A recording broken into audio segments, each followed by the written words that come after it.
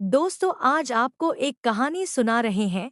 उम्मीद करता हूँ आपको पसंद आएगी। चैनल को सब्सक्राइब करें, कमेंट करें और लाइक करें भी कर देना। दोस्तों, कहानी केवल आपके मनोरंजन के लिए है। इसका किसी भी व्यक्तित्व के साथ कोई संबंध नहीं है। ग्रेजुएशन खत्म होते ही घरवालों ने मेरी शादी करा दी। लड़का भी खानदानी रईस था। शादी से पहले हर लड़की के कुछ सपने और अरमान होते हैं। मुझे मेरे सारे सपने धूमिल होते नजर आने लगे। शादी हुई तो समय के साथ मैं मां भी बन गई। अब मैं दो बच्चों की मां हूं।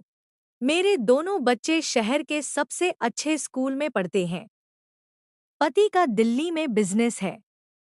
अभी 2 साल पहले मेरे पति ने ऋषिकेश में अपनी नई फैक्ट्री लगाने के लिए जमीन खरीदी। उसके बाद वहां पर कंस्ट्रक्शन का काम शुरू करवा दिया। मुझे वहां जाने का मौका नहीं मिला, पर जब सारा काम मुकम्मल हो गया तो मेरे पति मुझे वहां लेकर गए। मुझे वहां की आबो हवा बहुत अच्छी लगी। मेरे पति सुबह अपनी फैक्ट्री में चले गए। अब सारा दिन मैं घर पर बोर हो रही थी तो सोचा कि आज खूबसूरत पहाड़ों की सैर की जाए, इसलिए मैं घर से पैदल ही चल पड़ी। थोड़ी दूर चलकर सामने एक छोटा सा झोपड़ा दिखा। सोचा इस जगह और कौन रहता होगा। आसपास कोई भी नहीं था, ना कोई जानवर ना इंसान। मुझे पहाड़ों की हवा और खूबसूरती अच्छी लग रही थी। मन में ख्याल आया कि कभी मौका मिला तो पहाड़ों में एक बार खुले मैं अपने पति के साथ संबंध बनूंगी। खुली हवा, खुला आसमान, कितना मजा आएगा। काफी देर चलने के बाद भी कोई गांव नजर नहीं आया। फिर मेरे भी दिल में थोड़ा डर आया कि इस जंगल में मैं अकेली थी। अगर कोई जंगली जानवर आ जाए तो। फिर ख्याल आया, आज तक अपने बेडरूम के अलावा खुले में प्रकृति की गोद में कभी प्यार नहीं किया। अगर मेरे पति होते और यहाँ मेरे साथ वो सब करते तो कितना मजा आता। मन में इस तरह के ख्याल आ रहे थे कि तभी नजर पड़ी कुटिया माई से। एक साधु निकला। उसने लंगोट पहना हुआ था और कुछ भी नहीं। उसका शरीर एक बांध किसी जिम के लड़के की तरफ हो। मैं भी उसकी तरफ चल दी। कुटिया के पास मैं पहुंच ही गई। मैं अंदर गई तो देखा कि अंदर एक साधु बाबा ध्यान में मग्न बैठे हैं। सर पे जूड़ा, बड़ी हुई दाढ़ी, चौड़े कंधे, उम्र करीब 45 से 50 साल, बाल अधपके, सीना भी बालों से भरा हुआ। देखते ही बाबा के लिए मेरे मन में श्रद्धा भर आई। मैंने झुककर बाबा के चरणों में प्रणाम किया। बाबा ने आंखें खोली और मुझे आशीर्वाद दिया। कहो बच्चा, इतनी दूर यहाँ कैसे आई? बाबा ने पूछा। बाबा जी, हमारी फैक्ट्री है यहाँ, वो जो ऊपर सड़क के पास नई बनी है वो वाली। मैं तो बस गांव की तरफ जा रही थी। रास्ते में आपकी कुटिया देखी तो आपका आशीर्वाद लेने चली आई, मैंने जवाब दिया। अच्छा, अच्छा, क्या बनाते हो फैक्ट्री में? बाबा ने पूछा। जी, दवाइयाँ बनाते हैं बहुत सारी, मैंने कहा। लेकिन मैंने यह भी गौर किया कि बाबा बात करते करते कई बार मेरे स्तनों को भी देख रहे थे। बातचीत के दौरान उन्होंने मेरे सारे बदन का मुआयना कर लिया था। खैर, उस दिन तो कोई ज्यादा बात नहीं हुई और मैं थोड़ी देर बाद ही बाबा का आशीर्वाद लेकर वापस आ गई। जंगल में इतनी दूर चलने के बाद भी मुझे साधु बाबा के अलावा कोई भी नहीं दिखा। मैं चाहती थी कोई जवां मर्द मिले तो मैं अपनी बोरियत दूर करने का जुगाड़ ढूंढ लूं, पर इस सुनसान जगह पर कोई नहीं था। फिर मैं भी निराश सी होकर अपने घर को चली गई। अगले दिन फिर मैं पहाड़ों को देखने चल पड़ी। काफी देर चलने के बाद सोचा कि आज बाबा जी से फिर मिलाती हूँ, क्योंकि उनके सिवा मुझे दूर तक कोई भी नहीं दिख रहा था। कल रात को मैंने अपने पति से बात की तो वो हंसने लगे कि पहाड़ों में कैसे संबंध बनाया, वो भी खुले में। कोई देखेगा तो क्या बोलेगा, उन्हें जल्दबाजी में हुए मेरी बात ही टाल दी। यह सोचकर मैं बाबा के पास ही चली गई और उन्हें प्रणाम किया। प्रणाम बाबा। मैंने कहा बाबा मुझे देखकर बिल्कुल भी नहीं सकपकाए, बल्कि बड़े विश्वास से बोले, जीती रहो बच्चा। भगवान तुम्हारा कल्याण करें। बाबा भगवान का पता नहीं, पर आप मेरा कल्याण जरूर कर सकते हैं। मेरे दिल की बात मेरी जुबान पर आ ही गई। अब बाबा थोड़ा चौंके।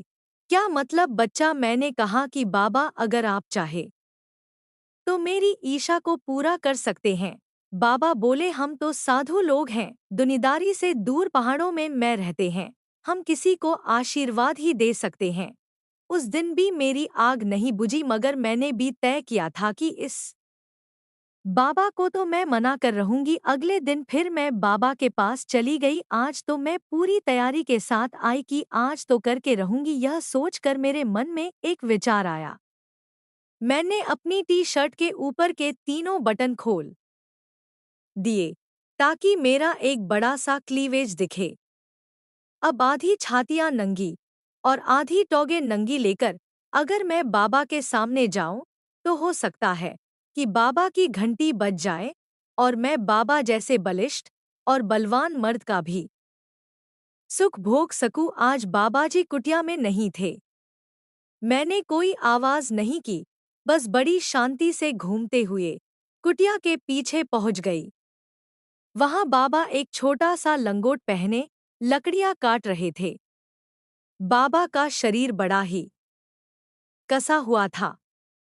लंगोट ने सिर्फ उनका लिंग ही छुपा रखा था, वरना इस लिबास में बाबा तो बिल्कुल नंगे ही थे। उनकी दो मजबूत मस्कुलर टौगे और उन टोंगों के ऊपर दो बड़े से गोल तरबूज दुख रहे थे। मैंने अच्छे से उनको ऊपर से नीचे दे दिया। तभी बाबा की नज़र मुझ पर पड़ गई तो वहीं पर एक पत्थर पर बैठ गए। मैं उठकर बाबा के पास चली गई और ज़मीन पर बैठ गई और अपने हाथों को बाबा के कदमों में रख दिया और रोने लग गई। बाबा मुझे मुक्ति दिला दो। मैं जानबूझकर बाबा के कदमों से लिपट गई। मेरे आंसुओं बाबा के पैरों पर पड़े। बाबा ने अभी तक कुछ नहीं कहा।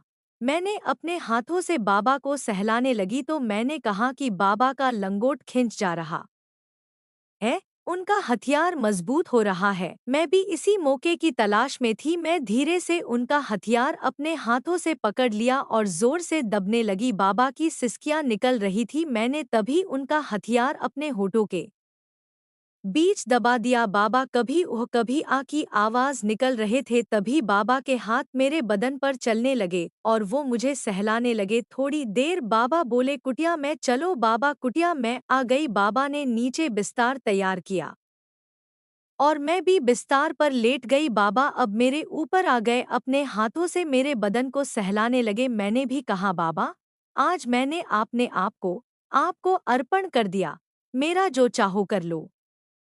मेरी सहमति पाकर बाबा ने मेरे नितंबों को बहुत प्यार किया, बहुत सहलाया और चपात मार मार के दोनों लाल कर दिए। फिर बाबा ने हाथों से मेरा एक एक कपड़ा उतार के बिल्कुल नग्न कर दिया। मेरे नंगे बदन को बाबा ने बड़े प्यार से देखा, मेरी जांघों पे हाथ फिराया, जीभ से चाटा, मेरे पेट और कमर को भी चूमा, मेरे स्तनों को सहलाया, दबाया, निचोड़ा, मेरे निपल मुंह में लेकर चूसे, उन्हें दांतों से काटा, मेरी गर्दन को चूमा, मेरे गालों को चूसा, होंठ चूसे, अपने जीभ मेरे मुंह में घुमाई। मतलब बाबा ने बड़ी तसल्ली से मुझे चूसा। उसके बाद मुझे नीचे लेटाया। मैंने खुद ब खुद अपनी टौगे खोल दी तो बाबा मेरी टौगों के बीच में आ गए। अपना लोहा उन्होंने मेरी जांघों के बीच मेरे द्वार पर टिकाया, जो पहले से ही बेतहाशा गीली हो चुकी थी। मैंने नीचे से कमर उचकानी शुरू की। मेरा बदन पसीने से भीगा पड़ा था और ऊपर से बाबा के बदन का पसीना भी चू कर मेरे बदन पे गिर रहा था। 5 से 6 मिनट बाद मैं तो बुरी तरह से पस्त हो गई। मेरा दिल कर रहा था कि इसी आनंद में अगर मेरी जान भी निकल जाए तो कोई गम नहीं, मगर बाबा उसी रफ्तार से लगे रहे। मैं निढाल होकर लेटी थी और बाबा अभी भी अंदर बाहर कर रहे थे। उसके बाद तो यह हर रोज का खेल हो गया। धीरे धीरे बाबा ने मेरे सारे छेद खोल दिए। हर रोज बाबा किसी नए आसन में मुझे भोंकते। उन्होंने तो पूरा काम शास्त्र भी मुझे समझा दिया। अब तो मेरा दिल करता था कि सब कुछ छोड़ छाड़ कर बाबा के पास ही आ बसूं। हम अक्सर ही उस सुनसान जंगल में घूमते, जहां दिल करता वहां संभोग करते। थोड़ी दूर पे एक छोटा सा झरना था, वहां पे जाकर नहाते। यह समझो कि मैंने बाबा के साथ अपने हनीमून का भरपूर आनंद लिया। दोस्तों, आपको कहानी कैसी लगी कमेंट कर ज़रूर बताएं, और अगर चैनल को सब्सक्राइब नहीं किया तो सब्सक्राइब कर देना। धन्यवाद।